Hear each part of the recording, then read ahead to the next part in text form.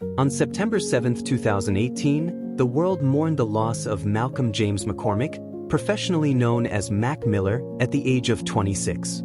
A prodigious rapper, singer, and producer from Pittsburgh, Pennsylvania, Miller's music resonated with authenticity, vulnerability, and innovation.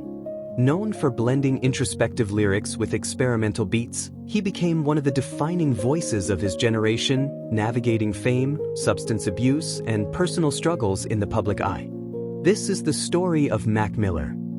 From a Pittsburgh youth immersed in music and skate culture, to a teenage rap prodigy, to a critically acclaimed artist grappling with identity, addiction, and mental health, to the enduring impact of his artistry.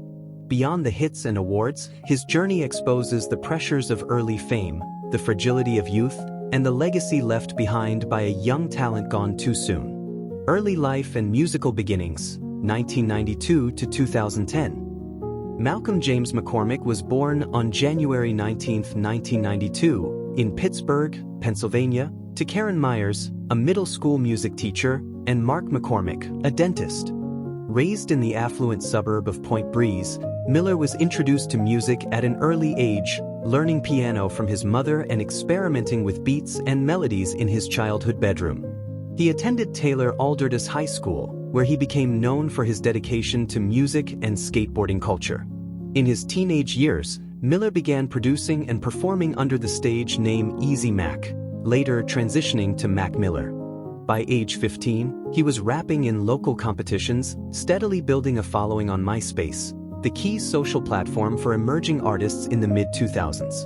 In 2007, Miller released his first mixtape, But My Mackin' Ain't Easy, demonstrating an early penchant for witty wordplay and catchy hooks. The mixtape circulated within Pittsburgh's underground scene, establishing his reputation as a promising young rapper. Between 2007 and 2010, he released several additional mixtapes, including The Jukebox, Prelude to Class Clown, 2009, showcasing his evolving style and willingness to experiment with both humor and introspection in his lyrics. By 2010, at age 18, Mac Miller had signed with Rostrum Records, the same label that had helped launch Wiz Khalifa's career.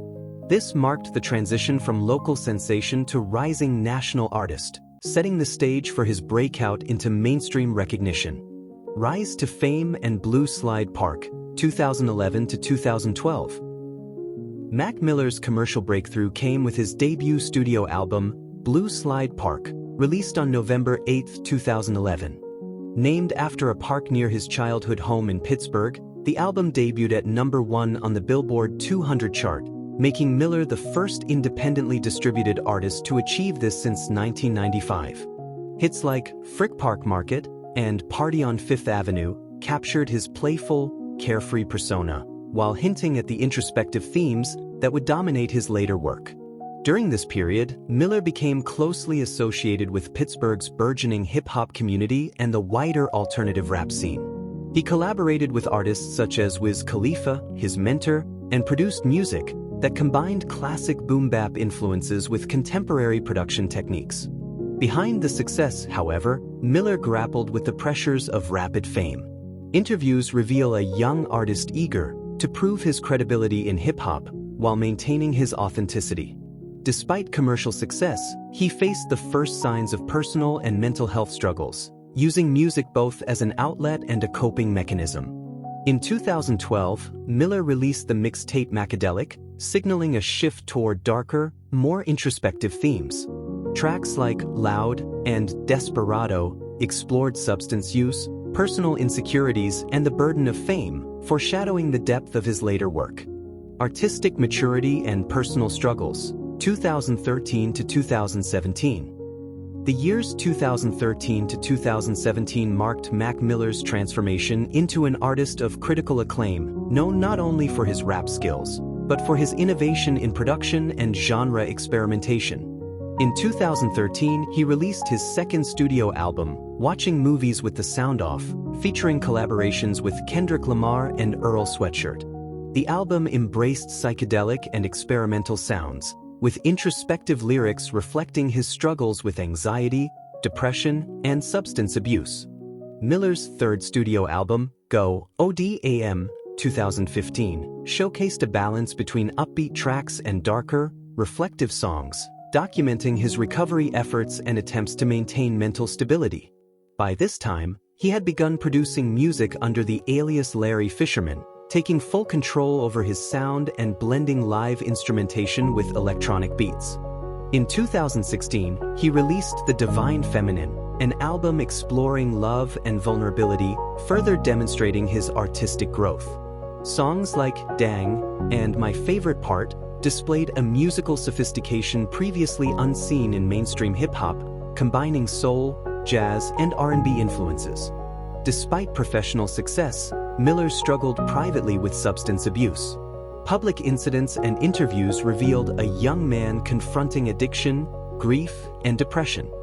Friends and collaborators consistently highlighted his generosity, creativity, and humor, but also noted the toll of early fame and personal losses on his mental health. Legacy and Tragic End, 2018 and beyond.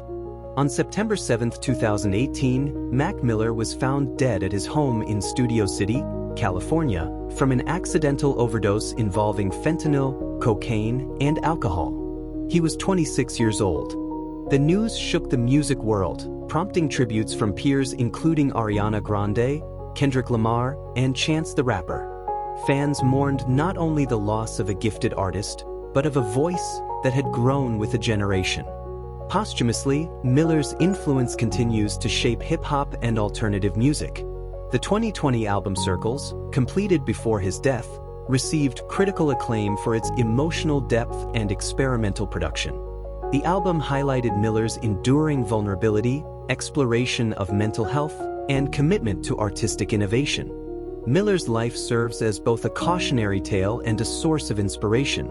His openness about his struggles with addiction, fame, and mental health has encouraged greater public discourse around these issues in the music industry.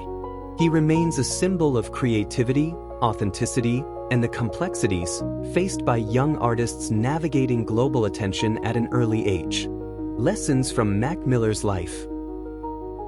Mac Miller's story illustrates the intersection of talent, vulnerability, and fame.